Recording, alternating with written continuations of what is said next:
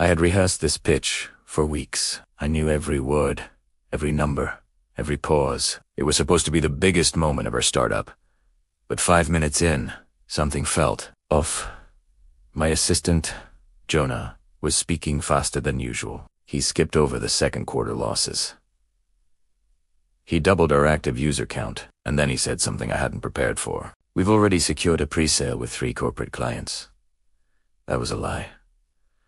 I looked around the boardroom. 3 investors. 1 lawyer, my co-founder. Everyone nodded as if that was part of the plan. It wasn't. I tried to catch Jonah's eye, but he wouldn't look at me. He kept smiling, charming, talking numbers we hadn't agreed on. The investor, Mr. Clay, leaned forward. He seemed impressed. Too impressed. Those numbers are aggressive, he said. Jonah smiled. We're aggressive builders. I froze. This wasn't ambition.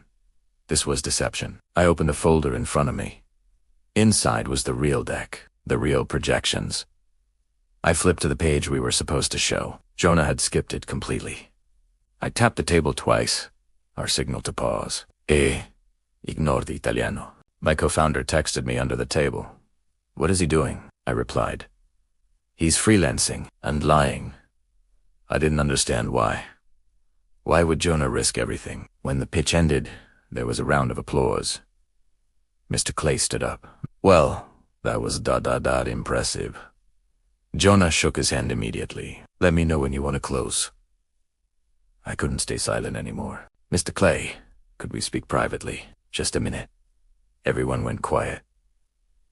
Jonah's smile dropped slightly. We stepped outside. And I said the words that would change everything.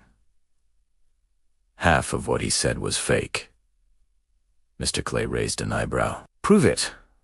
I handed him a printed copy of our original pitch. Unedited, honest, raw, with losses, delays, real milestones. He flipped through it slowly.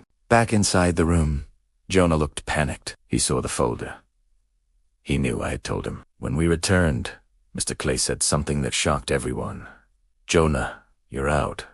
She's in, and I'll fund the version she's building. Jonah's face turned white. Jonah didn't speak as we left the building. He just walked ahead, faster. I didn't follow him. Bike upstairs, Mr. Clay stayed behind. He leaned against the glass wall of the boardroom. You did the right thing, he said. I wasn't sure you would. I nodded. I wasn't sure either. He smiled. But you did, and that matters after a lift. I sat alone in the conference room. The chairs were still warm. The fake deck was still on the screen. And all I could think was, how long had Jonah been planning this? That night, I checked our shared drive. He had uploaded 3 alternate versions of the pitch. Versions I had never seen. He had sent one to a private email address tied to his name. I wasn't just betrayed. I was played. I found voice memos, recordings of meetings I never approved, even mock interviews, him practicing how to pitch alone. He wasn't improvising. He was replacing me. The next morning, I called a lawyer. Jonah hadn't broken the law yet, but he had violated every internal agreement we had. I called my We're taking him off everything. Immediately. She agreed. By noon, we had changed all admin access, cloud passwords, investor documents. Jonah sent me one message. I just wanted to impress them. I replied with one sentence. You impressed no one, and you underestimated the truth. 3 days later, Mr. Clay called me back. I'd like to schedule a follow-up with you. No teams, no filters. We met in his office. He poured coffee without speaking. Then he said, I've seen a lot of founders try to fake it. You didn't. That's rare. I showed him the updated numbers. I showed him the parts Jonah had hidden. He studied them quietly. You're honest about your losses, he said, which makes me trust your wins. We shook hands. He agreed to fund the project without Jonah. But there was one condition. You need a new operations lead. Fast I already knew who. Her name was Elise. She had been our finance intern the previous year. quiet, observant, precise. When Jonah tried to override our projections, Elise was the one who emailed me. "Hey, this slide doesn't look like the version I helped with. Is it final?" That message had saved me more than she knew. When I asked if she'd consider returning as operations lead, she said, "I've already cleared my calendar. Week 1. She rebuilt everything Jonah had touched. She found discrepancies in our vendor agreements. She spotted 2 subscription tools we didn't need. She even renegotiated our cloud hosting to save 20%. We were a leaner, smarter, real." Mr. Clay's first installment arrived. $250,000. We rented a small space. Elise and I worked side by side. She didn't talk much, but her spreadsheets spoke volumes. One afternoon, I got a message from Jonah. He had started his own company. He even used a variation of our name. Same font, same colors, same mission statement. At first, I was angry, but then Elise said something I'll never forget. "He's still copying. We're still building." I smiled.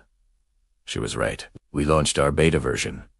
500 signups on day 1, 1,200 by day 3. Users sent us feedback, videos, reviews, real people, real data. Jonah posted about his launch on LinkedIn. He had a video, but no product. Buzz, but no backend. By the end of the month, we were featured in a startup newsletter. Take Hayed, who has the honest rebuild. I printed the article and pinned it on the office wall. I didn't need revenge. The truth was doing it for me. 3 months later, we were invited to the Founders Forum Summit. Biggest event of the year. Only 12 startups selected to pitch live. We were number 11. When I told Elise, she paused and said, "Let's make it unforgettable." We rehearsed everything. This time, we didn't overpolish. We didn't inflate. We told the truth: flaws, risks, potential. The day of the summit, I wore a navy suit. Elise wore all black, holding our single-page handouts. We arrived early. While waiting backstage, I glanced at the program and froze. Startup 12, Equitech AI, founder Jonah P. Wells. He was here. I looked at Elise. "Of course he is," she said. We didn't panic. We just listened. When Jonah's turn came, he stepped on stage, smiling like always. His pitch was slick. He mentioned organic growth, AI integrations, stealth clients. It sounded impressive, but empty. No demo, no metrics, no team photos. When we took the stage, the energy shifted. I started 3 months ago. We rebuilt everything with honesty. Elise continued. We made mistakes, but we made them real, and then we fixed them. We showed screenshots, user comments, one chart. Our growth from 500 to 11,000 users. The crowd leaned forward. At the end, I said, and we did it without pretending to be more than we are. Applause. Real applause. Afterwards, an angel investor approached us. I turned down Jonah last week. Glad I did. By the end of the night, we had 3 new meetings lined up. Jonah walked past us once. He didn't speak. He just looked down. I felt nothing. No hate. No need to gloat. Just peace. As Elise and I left the building, she said, "You think he knows?" I nodded. He knows exactly what he lost. And I finally knew what I had gained. Not just funding, not just growth, but clarity, courage, and the right people beside me.